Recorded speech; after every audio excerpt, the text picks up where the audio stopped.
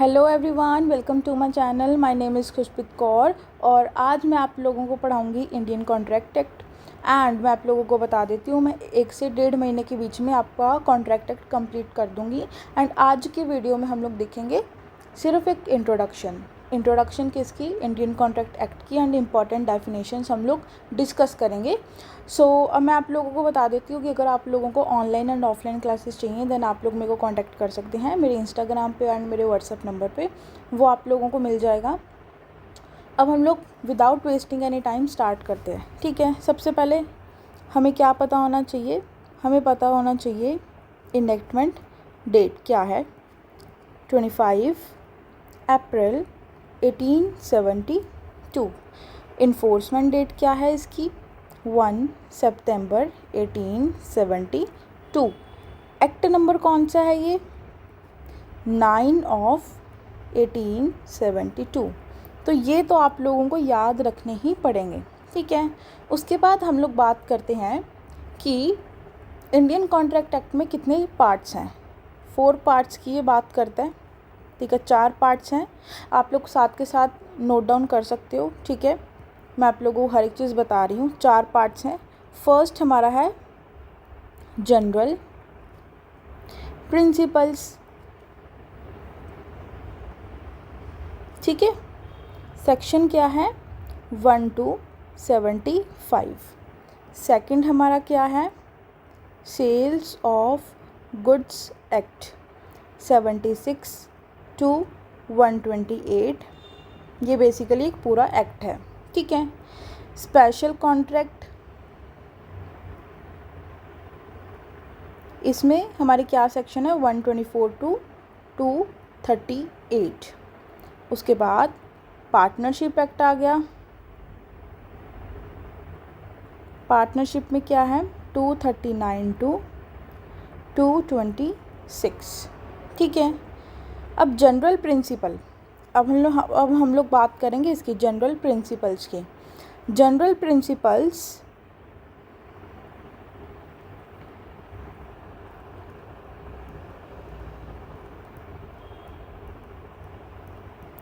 Principles में हमारे आते हैं 6 चैप्टर्स, ठीक है। तो फर्स्ट चैप्टर हमारा बात करता है communication, acceptance, revocation and proposal, ठीक है। चैप्टर नंबर 2 बात करता है कॉन्ट्रैक्ट, वॉइडेबल कॉन्ट्रैक्ट की एंड वॉइड एग्रीमेंट की। थर्ड चैप्टर हमारा बात करता है कंटिंजेंट कॉन्ट्रैक्ट की। फोर्थ चैप्टर हमारा बात करता है परफॉर्मेंस ऑफ कॉन्ट्रैक्ट की। फिफ्थ चैप्टर हमारा बात करता है certain relations resembling those created by the contract। And last 6th chapter हमारा बात करता है ब्रीच ऑफ कॉन्ट्रैक्ट की, ठीक है। अब इसके कुछ सेक्शंस हैं, अब हम लोग वो डिस्कस कर लेते हैं। कम्युनिकेशन हमारा section number 3 to 9। Second chapter के सेक्शंस क्या हैं 10 to 30। कंटिंजेंट के section number 31 to 36। Chapter number 4 के section number 37 to 67। Chapter number 5 section number 68 to 72 and chapter number 6 73 to 75। इतनी चीज़ क्लियर होगी आई होप आप लोगों को। अब हम लोग बात करते हैं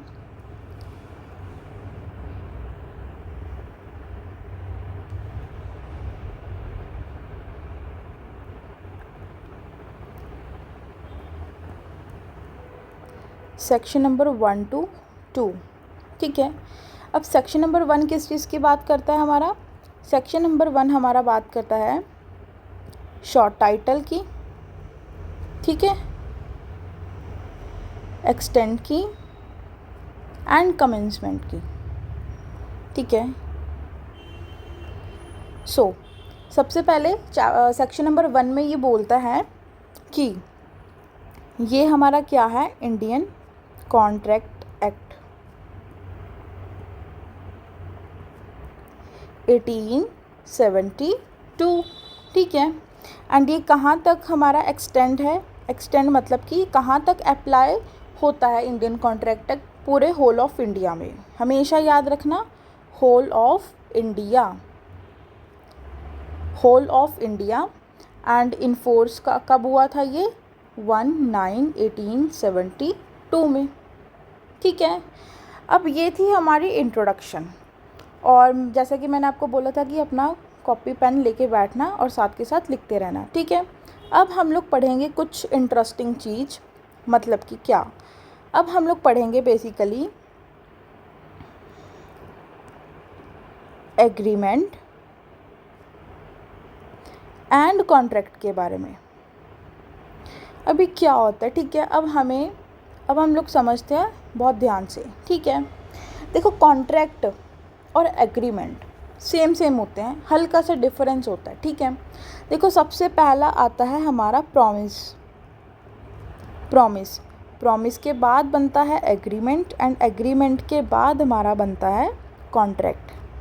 अगर हम लोग प्रॉमिस का एग्जांपल लें तो प्रॉमिस का क्या एग्जांपल बन सकता है? हम लोग डेली लाइफ में अपने दोस्तों के साथ, अपने फैमिली मेम्बर्स के साथ डेली बहुत सारे प्रॉमिसेस करते हैं।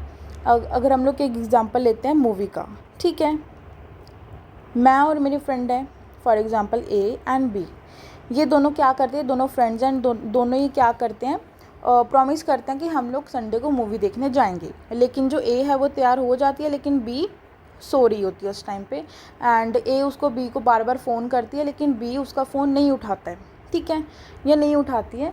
तो यहाँ पे फिर क्या होगा, वो 11 बजे, जब 10 बजे का टाइम होता है, वो 11 बजे उसको कॉल बैक करती है कि मैं तो अभी सो के उठी हूँ यार, सॉरी मैं नहीं आ पाई। तो क्या बी ने जब अपना प्रॉमिस कंप्लीट नहीं किया, फुलफ़िल नहीं किया, और ए क्या इसके ऊपर केस कर सकता है? नहीं कर सकता, क्योंकि वो एक प्रॉमिस है। तो यहाँ पे केस करने के लिए, किसी को स्यू करने के लिए हमें किस चीज़ की सबसे ज़्यादा ज़रूरत है? कि वो चीज़ इन्फोर्सेबल बाय लॉ होनी चाहिए। समझ रहे हो?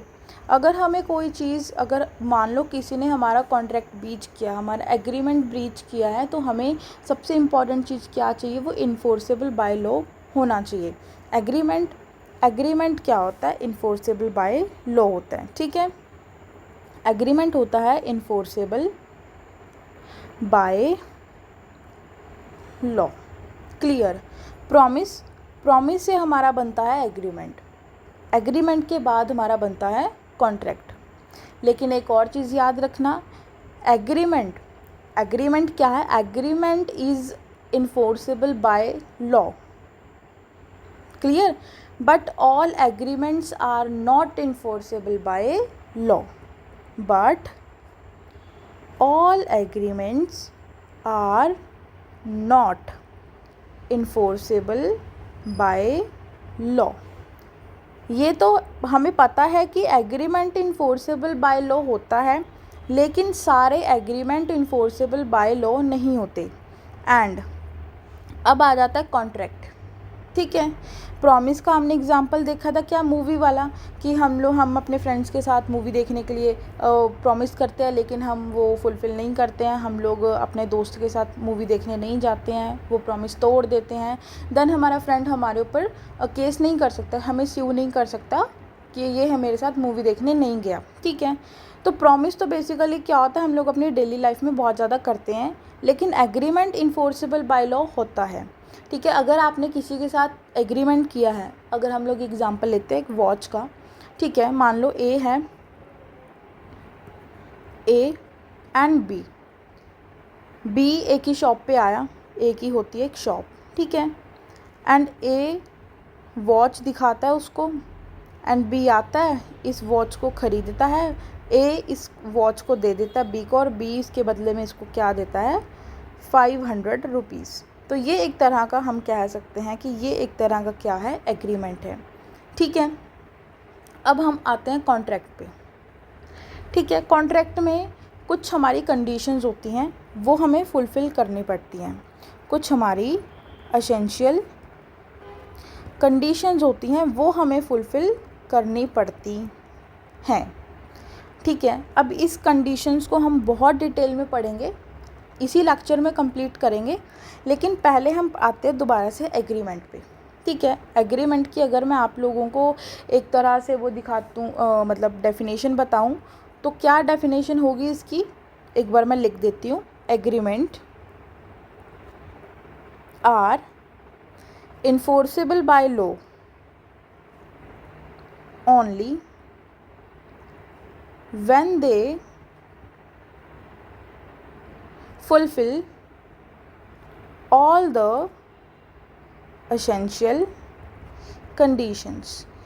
अगर एग्रीमेंट सारी कंडीशंस को फुलफ़िल कर देता है, देन वो बन जाता है हमारा कॉन्ट्रैक्ट। जैसे कि मैंने वॉच का एग्जांपल दिया था, तो ये एग्रीमेंट हुआ एक तरह से, लेकिन ये बन के आ गया, कॉन्ट्रैक्ट बन गया। तो सेक्शन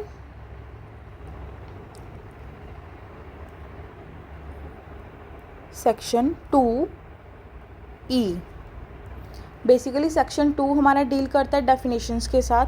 ठीक है, तो यहाँ पे ये अब हमें बता रहा है कि सेक्शन 2E किस चीज़ के बारे में बात करता है। एवरी प्रॉमिस, कोई भी promise and set of promises forming consideration. अब ये कंसिडरेशन क्या होता है, अभी ये बता देती हूँ कि कंसिडरेशन क्या होता है। ठीक है, for each other is an agreement. ठीक है, अब हम इस डेफिनेशन को पढ़ते हैं। एवरी प्रॉमिस, जितने भी प्रॉमिस हैं, या फिर set of promises. Set of promises का मतलब है कि हमने एक ही बार में 3-4 प्रॉमिसेस किए कि आपको ऐसा करना पड़ेगा, मैं ऐसा करूँगा, आपको ऐसा करना पड़ेगा। तो सेट ऑफ प्रॉमिसेस मतलब बहुत सारे प्रॉमिसेस करना, और जो फॉर्म कर रहे हैं क्या, कंसिडरेशन। कंसिडरेशन अब क्या होता है, अब मैं कंसिडरेशन बताऊँ तो यहाँ पर हम एग्ज़ाम्पल पे आते हैं दोबारा से।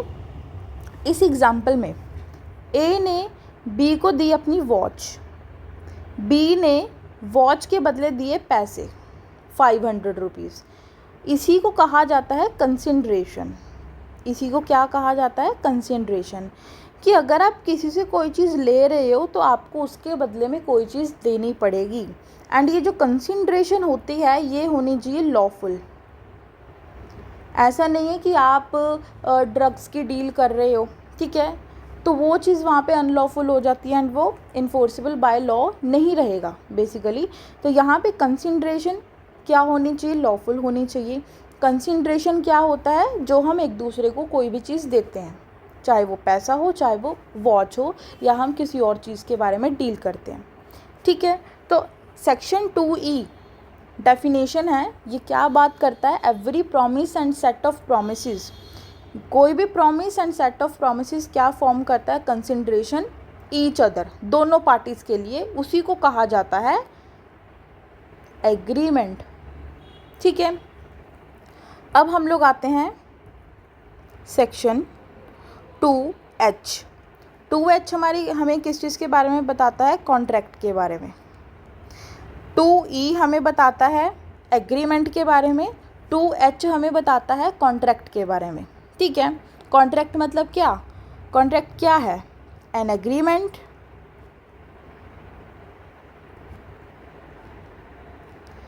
is an enforceable by law is called agreement, is a agreement या फिर is a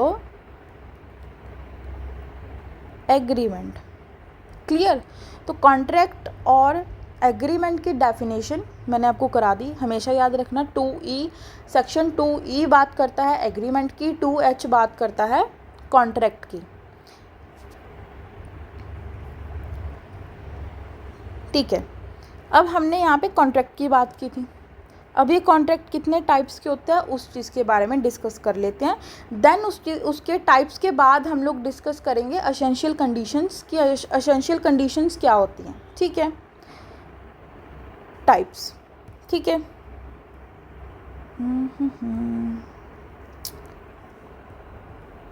types of contract. तो कॉन्ट्रैक्ट का मतलब आप लोगों को बेसिकली समझ आ गया। सिंपल मतलब कि जो इन्फोर्सेबल बाय लॉ होते हैं, जो भी एग्रीमेंट इन्फोर्सेबल बाय लॉ होते हैं उसी को कॉन्ट्रैक्ट कहा जाता है। क्लियर। एंड एग्रीमेंट में भी आपको एसेंशियल कंडीशंस को फुलफिल करना पड़ेगा एंड कॉन्ट्रैक्ट तो वो तभी बनेगा जब एसेंशियल कंडीशंस फुलफिल की जाएंगी। ठीक है, अब पहले आराम से हम लोग अब डिस्कस करते हैं आराम से बैठ के कि हमारे टाइप्स ऑफ कॉन्ट्रैक्ट क्या है। फर्स्ट हमारा है वैलिड कॉन्ट्रैक्ट, दूसरा है वॉइड, थर्ड है वॉइडेबल कॉन्ट्रैक्ट एंड फोर्थ है इलीगल कॉन्ट्रैक्ट। क्लियर।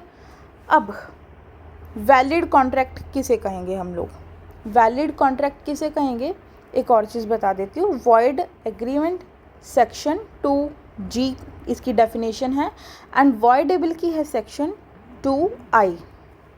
ठीक है, एंड उसके बाद अब हम लोग बात करते हैं सबसे पहले वैलिड के बारे में। वैलिड कॉन्ट्रैक्ट वो कहलाएगा। वैलिड का मतलब क्या होता है? बिल्कुल सही। वैलिड का मतलब क्या होता है? बिल्कुल सही कॉन्ट्रैक्ट। सही कॉन्ट्रैक्ट कब बनेगा? जब हम लोग सारी कंडीशंस को फुलफिल करेंगे। Fulfil all the essential conditions, जो कि ये कंडीशंस कहाँ बताई गई हैं? Section number 10 of Indian contract act. ठीक है, तो ये जितनी भी कंडीशंस हैं ये हमें कहाँ बताई गई हैं? सेक्शन नंबर 10 के अंडर। वॉइड एग्रीमेंट की डेफिनेशन किसके अंडर बताई गई है? सेक्शन 2G के अंडर। ठीक है, इसकी डेफिनेशन देख लेते हैं एक बार। An agreement not enforceable by law is said to be void. Clear? An agreement not enforceable by law is said to be void. void का मतलब है कि जो कॉन्ट्रैक्ट बिल्कुल ही गलत है, बिल्कुल भी सही नहीं है। बेसिकली हम लोग इसमें ऐसा बोल सकते हैं कि यहाँ पे ये कंडीशंस को फुलफिल नहीं कर रहा है। ठीक है,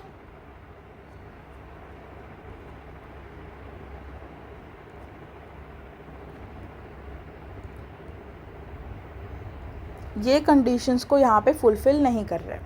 ठीक है, अब आता है इलीगल कॉन्ट्रैक्ट पे। इलीगल कॉन्ट्रैक्ट का मतलब क्या होता है? इलीगल जो बिल्कुल गलत है। आप लोग कोई इलीगल काम कर रहे हो, जैसे कि आप लोग ड्रग्स की सेलिंग कर रहे हो, वो चीज़ इलीगल है। तो जो भी आप गलत काम कर रहे हो, इलीगल काम कर रहे हो, उसे कहा जाएगा इलीगल कॉन्ट्रैक्ट। एक बार इसका एग्जांपल देख लेते हैं। फॉर एग्जांपल ए है एंड बी है। ए एक मान लो कि ए है राजू। ठीक है, अब ये राजू बी को बोलता है कि हम लोग आपस में कॉन्ट्रैक्ट करते हैं। ये कॉन्ट्रैक्ट करते हैं। राजू इसको बी को बोलता है कि ये लो ड्रग्स पकड़ो और उस एरिया में उन सबको दे के आओ। ठीक है, एंड बी इसके बदले में उससे पैसे ले लेता है 50,000। तो ये जो कॉन्ट्रैक्ट यहाँ पे बना ड्रग्स बेचने का, ठीक है, यहाँ पे ये कॉन्ट्रैक्ट क्या होगा? इलीगल कॉन्ट्रैक्ट होगा। ठीक है, अब रह गया हमारा वॉइडेबल। ठीक है, अब वॉइडेबल में हम लोग आते हैं नीचे। सेक्शन याद रखना है इसका, सेक्शन 2I। ठीक है,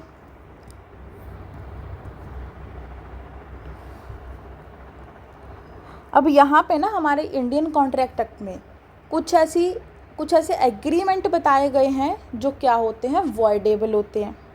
अब वॉइडेबल के इन्होंने मतलब बेसिकली कुछ पार्ट्स बताए हैं, ठीक है। वॉइडेबल एग्रीमेंट के कुछ इन्होंने हमारे बताए हैं कि ये पर्टिकुलर जो कॉन्ट्रैक्ट होंगे ये क्या होंगे, ये वॉइडेबल होंगे, ठीक है। सबसे पहला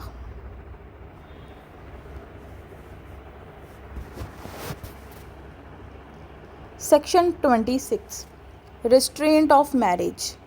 अगर हम लोग किसी की मैरिज को रोकते हैं,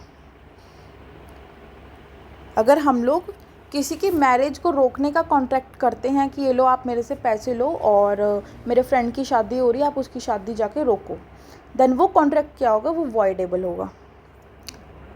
section number 27 restaurant of trade. अगर हम लोग किसी को ट्रेड करने से रोक रहे हैं या किसी को रोका जा रहा है बाय द कॉन्ट्रैक्ट, तो ये भी क्या होगा, वॉइडेबल। सेक्शन नंबर 25 अगर हम लोग एग्रीमेंट कर रहे हैं विदाउट कंसिडरेशन, तो वो भी क्या होगा, वॉइडेबल होगा, ठीक है। सेक्शन नंबर 28 बात करता है restraint of legal proceedings, restraint of legal proceedings, ठीक है। Section number 29 void for uncertainty, ठीक है। Section number 30 agreement by way of vigour. Section number 24 जहाँ पर आपका ऑब्जेक्ट क्या है, अनलॉफुल है, ठीक है। अब इन सबको हम क्या करेंगे, डिटेल में पढ़ेंगे, लेकिन इस लेक्चर में नहीं, अगले लेक्चर में पढ़ेंगे, ठीक है। ओके, अभी वॉइडेबल क्या होता है, वॉइडेबल का एक एग्जांपल लिखते हैं बहुत अच्छा सा, ठीक है। वॉइडेबल बेसिकली क्या होता है, एट द ऑप्शन वो कहीं आगे जाके वो वैलिड भी बन सकता है और आगे जाके वो वॉइड भी बन सकता है। वॉइडेबल का मतलब है बीच में, या तो वो वैलिड बन जाएगा या वो वॉइड बन जाएगा। एक एग्जांपल ले लेते हैं हम लोग, मान लो कि ए है, ए का एक बहुत बड़ा घर है, इसकी वैल्यू है 50 लाख रुपीज़। बी एक बहुत अमीर आदमी है, ठीक है, इसके पास बहुत सारी गन्स हैं। बी चाहता है इसका घर ख़रीदना और ये बेचना भी चाहता है, लेकिन इसकी घर की वैल्यू का है 50 लाख। बी आता है इसके पास और इसे बोलता है कि अपना घर मेरे को दे दे 5 लाख रुपीज़ में। कितने में, 5 लाख में। तो ए बोलता कि नहीं नहीं मैं नहीं दूंगा, तू जा, ठीक है, चलो ठीक है। बी बोलता अच्छा, मतलब बड़ा तू चालाक बन रहा है, अब तू देख। तो ये अपनी गन लेके आता है, गन लेके आके इसको डराता है, ठीक है, धमकाता है इसको बहुत ज़्यादा, और ये यहाँ पे दोनों क्या कर लेते हैं, फिर एक कॉन्ट्रैक्ट कर लेते हैं, ठीक है। ए कर देता है साइन उस कॉन्ट्रैक्ट पे कि डर के मारे, उसको डराया गया, जो गन है गन से उसको डराया गया कि आप साइन करो, मैं आपका घर 5 लाख में ले रहा हूँ। तो ये बी क्या करता है, साइन हो गया, ए ने साइन किया, बी ने साइन किया, बी चला गया घर और इसको घर से बाहर निकाल दिया, ठीक है। यहाँ पे कॉन्ट्रैक्ट तो हुआ, ठीक है, कॉन्ट्रैक्ट हुआ, ए ने भी अपने साइन किए, बी ने भी अपने साइन किए, लेकिन ये कॉन्ट्रैक्ट वैलिड नहीं कहलाया जाएगा। वैलिड क्यों नहीं कहलाया जाएगा, क्योंकि यहाँ पे आगे कॉर्शन, बेसिकली उसको क्या है, डराया गया है। डराया गया किस चीज़ के लिए, घर देने के लिए, कि भाई सस्ते में घर दे वरना तेरी मुंडी उड़ा दूंगा, ठीक है, ऐसा कहा गया ना। तो ए ने डर के मारे फटाफट साइन कर दिए और इसको घर से बाहर निकाल दिया। ए जाता है कोर्ट के पास, ठीक है, ए गया कोर्ट के पास कि देखिए सर मैंने साइन तो किए हैं, लेकिन उन्होंने मेरे को डराया था इसलिए मैंने साइन कर दिए। तो यहाँ पे ये कॉन्ट्रैक्ट क्या बन जाएगा, यहाँ पे ये कॉन्ट्रैक्ट बन जाएगा वॉइडेबल। इस ए इंसान के पास, ये जो ए है इसके पास 2 ऑप्शंस हैं, या तो ये ऐसा सोच ले कि मेरी किस्मत में ऐसा ही लिखा था और मैं कहीं और जाके घर खरीद लेता हूँ, इस कॉन्ट्रैक्ट को बना दे वैलिड। दूसरा कोर्ट में जाए, इसके खिलाफ़ केस करे और कहे कि इसने मेरे को धमकाया है और मेरे को मेरा घर वापस चाहिए या फिर मेरे को पैसे चाहिए बाकी के 45 लाख, ठीक है। तो यहाँ पे इस कॉन्ट्रैक्ट को बना सकता है वॉइड। तो वॉइडेबल का मतलब ही यही है कि या तो आप इस कॉन्ट्रैक्ट को सही भी बना सकते हो या फिर वॉइड भी बना सकते हो। समझ गए ये एग्ज़ाम्पल? ऐसे ही बहुत सारे एग्ज़ाम्पल्स हो सकते हैं। इसमें हमने एग्ज़ाम्पल लिया कॉशन का, धमकी का। अगर आपके साथ किसी ने मिस रिप्रेजेंटेशन किया है, ठीक है, या फिर फ्रॉड किया है, मिस्टेक से आपने एक दूसरे पे मतलब साइन कर दिया एंड उसके बाद आपको पता लगा, देन ये सारे ही कॉन्ट्रैक्ट क्या माने जाते हैं? वॉइडेबल माने जाते हैं, ठीक है। ठीक है, वॉइडेबल हम लोग बहुत अच्छे से डिटेल में पढ़ेंगे, लेकिन फ़िलहाल अब हम आते हैं वापस अपने कंसेप्ट पे, ठीक है। क्या कंसेप्ट है हमारा? एसेंशियल कंडीशंस का। अब हम कब से कॉन्ट्रैक्ट कर रहे हैं, तो कॉन्ट्रैक्ट की कुछ क्या होती हैं? एसेंशियल कंडीशंस होती हैं और वो हमें करना पड़ता है पूरा, ठीक है। ये हमारा बताया गया है section number 10 of Indian contract act. क्या बात करता है? एसेंशियल कंडीशंस की।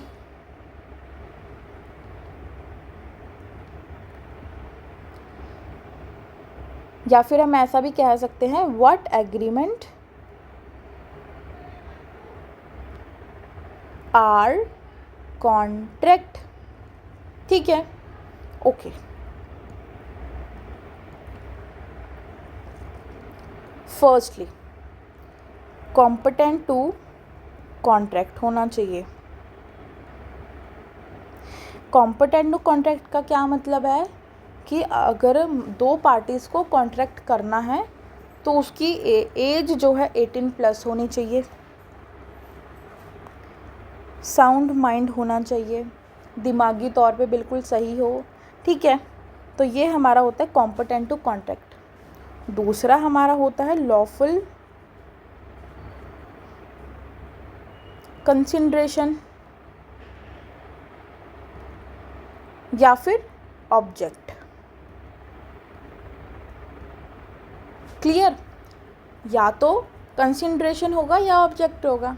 तो वो क्या होना चाहिए? लॉफुल होना चाहिए। जैसा कि मैंने बताया, आप लोग अनलॉफुल चीज़ों का, कंसिडरेशन का डील नहीं कर सकते, आप लोग उसका कॉन्ट्रैक्ट नहीं कर सकते।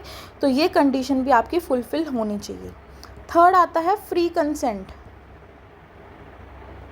फ्री कंसेंट का मतलब तो समझते हो ना कि सामने वाले की मर्जी होनी चाहिए। ऐसा नहीं है कि हम उससे ज़बरदस्ती कॉन्ट्रैक्ट करा रहे हैं, साइन करा रहे हैं। उसकी मर्जी होनी चाहिए। वो चाहता हो अपनी वॉच बेचना और मैं चाहता हूँ उसको वॉच के बदले में पैसे देना, तो उसे कहा जाएगा फ्री कंसेंट। हमारी मर्जी होनी चाहिए। लास्ट हमारा आता है नॉट एक्सप्रेसली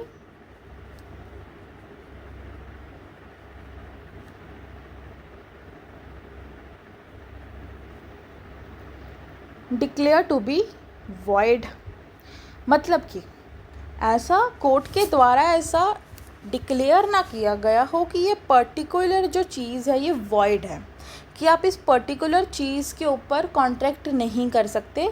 तो मतलब कोर्ट के द्वारा ऐसा ना हो, मान लो कि हम लोग वो डील कर रहे हैं बेसिकली एक बिजनेस की, या फिर हम लोग सामान एक दूसरे से ले रहे हैं। तो ऐसा ना हो कि हमारा कोर्ट ने पहले ही हमें मना किया है, एक घर को सील किया गया क्योंकि वहाँ पे मर्डर हुआ था, और कोर्ट ने हमें बोला कि अब आप इस घर पे कुछ नहीं कर सकते जब तक कोर्ट का ऑर्डर नहीं आता। देन जो उस घर का जो मालिक है, जो ओनर है, वो उस घर को नहीं बेच सकता कोर्ट के परमिशन के बिना। मतलब कि जो चीज़ उसने कोर्ट ने मना की है आप वो चीज़ नहीं कर सकते हो। बेसिकली ये इसका मतलब है, ठीक है। अब ये हमारी कुछ एसेंशियल कंडीशंस थी, ठीक है। अब ये नहीं है कि सिर्फ यही हमारी एसेंशियल कंडीशंस है, और भी हैं सम अदर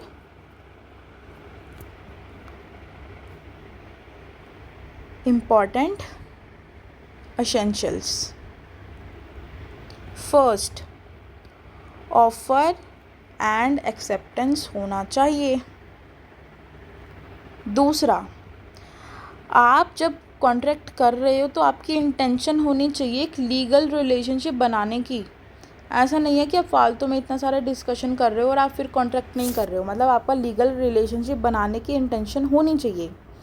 एंड यहाँ पे परफॉर्मेंस होनी चाहिए। जो भी आपने कॉन्ट्रैक्ट में आए हो या कॉन्ट्रैक्ट आपने किया है, एक सर्टेनिटी होनी चाहिए आपके कॉन्ट्रैक्ट में। ठीक है।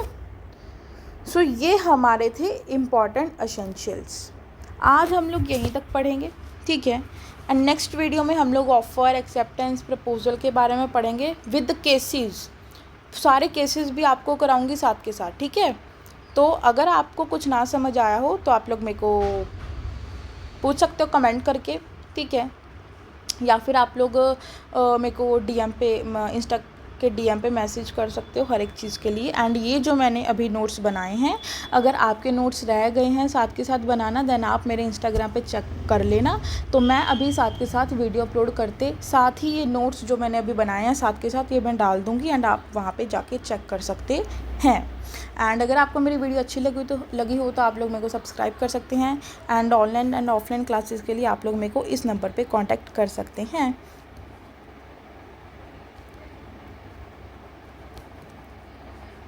Thank you so much and bye bye bye bye bye.